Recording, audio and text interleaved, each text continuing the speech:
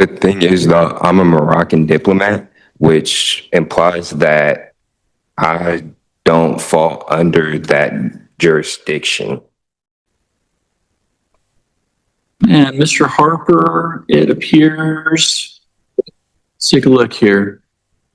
Looks like you received an infraction for exceeding the posted speed limit in the school zone and also having an illegible or obscured license plate on your vehicle on February 4th, 2025. You've responded to the issuance of those infractions by requesting a contested hearing. Is that correct? My license suspended? No. Oh, okay. No, I just wanted to make sure those were the two infractions that were issued. I just wanted to make sure that was your understanding of why you're before the court. All right, pause right there. The second someone walks into traffic court claiming to be a Moroccan diplomat, you already know this won't be a normal hearing. What's coming isn't about speeding. It's about someone trying to prove they're above the law itself. All right, and the court has reviewed the report of Officer Brian Danley. Mr. Harper, is there testimony you would like to provide regarding the issuance of the infractions in this case? Servant, has you raised your right hand. Do you swear and affirm that any testimony you offer will be the truth, the whole truth, and nothing but the truth? Yes. All right, sir, go ahead. What is your testimony regarding the issuance of these infractions? Let me see. I left home and I turned down the street where that Catholic school is, wherever that school is, right over here. I may have ran about a corner a little fast because there was some cars approaching. Okay, I bite the bullet for that. But as I'm going down the road, I don't know how long that the officer was behind me, but when I get to the light, I finally see him pulling up. He wasn't already behind me, he was pulling up. And as I turned in the corner at the light, he hit his lights. So I'm hearing impaired, I get out of my car to that police officer, whoever, no. First thing he says, get back in your car. I said, no, I'm getting back in my car. I'm hearing impaired. I'm not going to miss something you say. So it started from that. And I'm going to tell you the truth. He started to put his hand on his gun. And I told him, don't do it with me. I don't play that. I'm not going to say what I said. I said, but I don't play that. Don't do it. And he attempted, and I let him know I don't play it. And I wasn't going to play it, so I'm going to tell you the truth. I don't have no problem with police, but when he went like that, that's my problem. Evidently, he doesn't like what I was saying to him. I'm telling him, I'm hearing impaired, whatever he doesn't like, that's your problem, not mine, but you're not going to put your hand on your gun with me. And I'm definitely not going to go for it. He called other people. They came or whatever, gave him my ticket. You're going to try and tell me, oh, you can go. I looked at him like, are you crazy? I cursed him out. I ain't gonna lie. I'm not your kid. You're not going to talk to me like that. I'm a grown man just like you're a grown man. You can't respect me, I'm not going to respect you. That's how I am, sir. And I'm from the South. I know what it is to respect. I know all that. But when they get that gun in that bag, some of them, they let it go to their head. I don't. I'm going to give you respect. If you disrespect me, I'm going to disrespect you. And that's what it was. It was a lot of disrespect. Evidently, he thought he was bigger than me because he had that. You're not. You're a human being just like I am. You bleed just like I bleed. And that's what it was. He didn't like the way I came. He thought I probably was going to, excuse my language, punk down or whatever, but I didn't. I stood my ground. I'm not going to let, just because you got a gun in the badge, I'm not going to do it. I'm sorry, but that's not, sir. I've been through too. I just lost my wife. She committed suicide on Easter.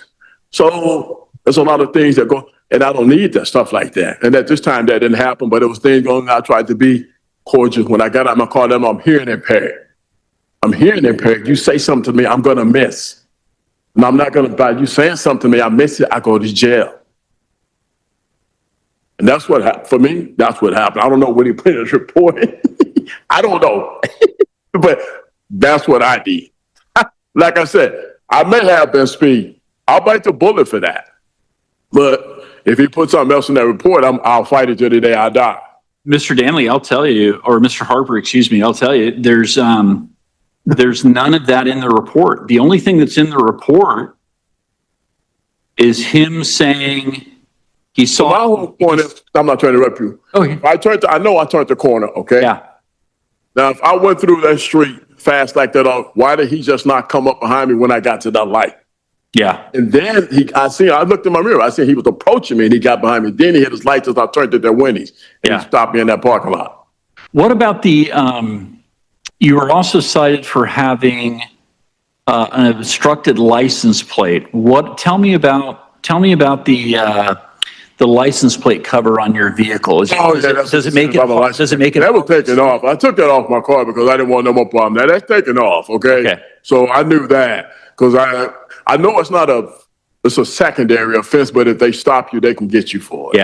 Yeah, okay. It's like I got stopped by Pierce County Sheriff, but they never brought that part up. But each precinct and all that is different. But you've taken care of that? You've taken that off? The license plate coverage. Okay, all right. But it's off my car. Okay. So I don't. Okay, all right. So here's the situation I have, Mr. Harper. I think that based on the speed measuring device, the radar gun, it looks like they have you speeding in a school zone. I've got no reason to doubt the accuracy of that speed measuring device, especially based on your testimony. So I think that the city has met its burden of proving that infraction by preponderance of the evidence.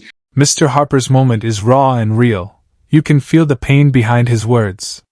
This isn't sovereign ideology. It's a man battling grief, anger, and the sting of disrespect.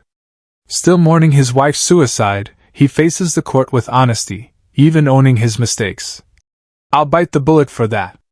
The judge listens with empathy, balances fairness with accountability, dismisses one charge, and upholds the other. That's justice, measured, human, and real. Amari Zion McCrary Bay. Islam, Your Honor. Grand rising to you as well. Good morning. You are Amari Zion McCrary Bay? Sir. Good morning. Go ahead and have a seat. This is case 4A0892587.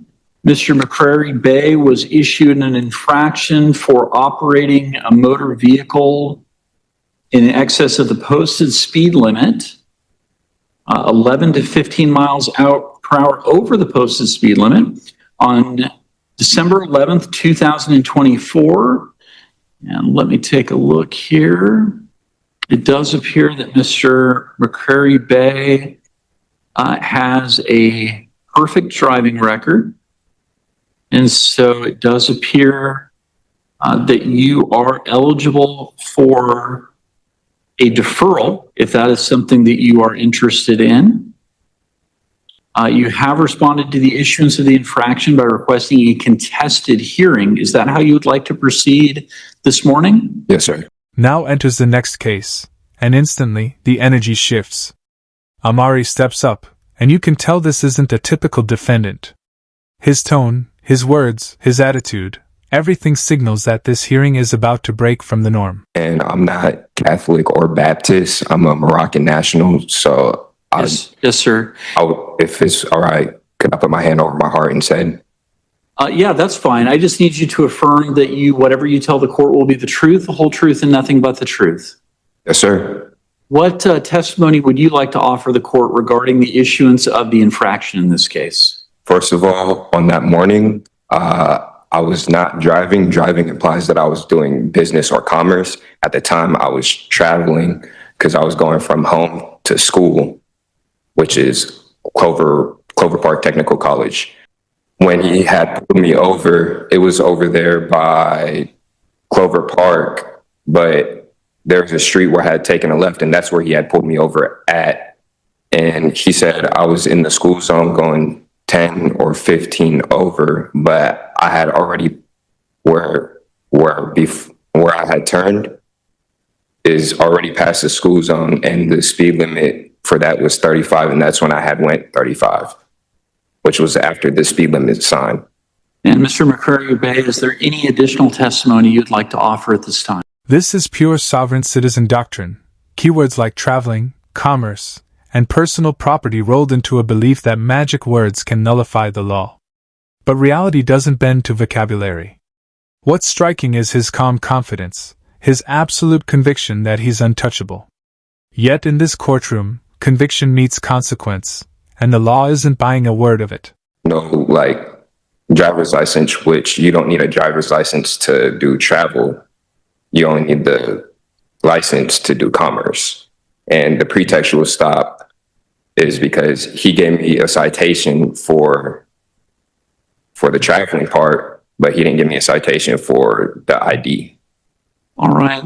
Mr. McCurry Bay, thank you. And I do want to note for the record that I have reviewed, actually over the weekend, I reviewed the declaration of Mr. McCurry Bay that was filed with the court on May 1st, 2025. So the court is going to make a finding that the infraction was committed. The court has reviewed the report of the officer.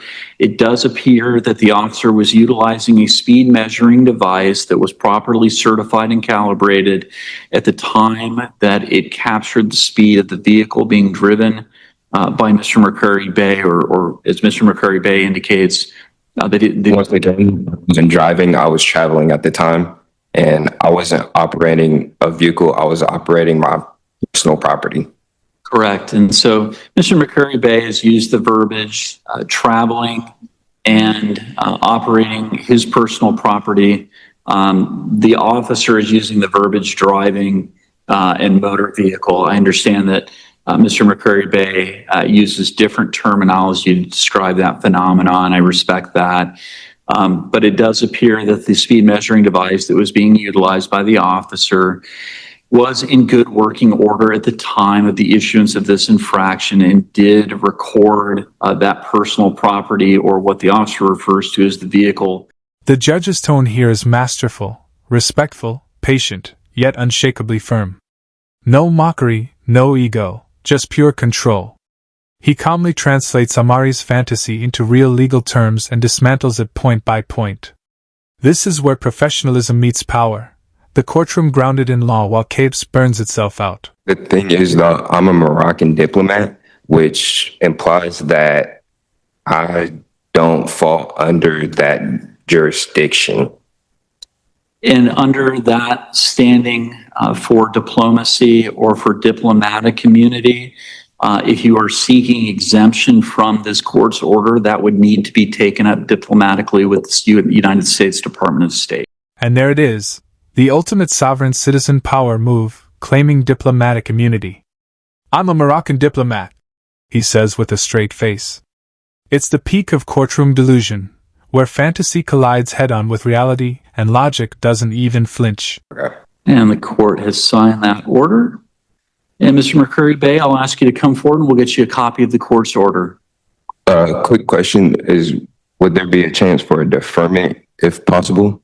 No, unfortunately, once someone requests a contested hearing and they proceed with a contested hearing, the court does not grant deferrals after a finding of committed has been entered. All right. Thank you very much, sir. You can go ahead and come forward and we'll get you a copy of that order. I have a court case right here showing that my diplomacy, and it shows it's a superior court case that establishes our U.S. DDT as well. And sir, that is something that you can raise on appeal if you would like to bring that up on appeal. Also, again, if you're claiming a diplomatic exemption, that is something that you can also raise with the U.S. Department of State. All right. Thank you, sir. The judge ends it with flawless control, no drama, no anger, just pure authority. He calmly reminds the defendant that if he truly believes he's a diplomat, he can take it up with the State Department. It's a masterclass in judicial composure, reason triumphing over absurdity. What began as a simple speeding case turned into a 15-minute showcase of patience, law, and human emotion, from Harper's raw honesty to McCraw's descent into pseudo-legal fantasy.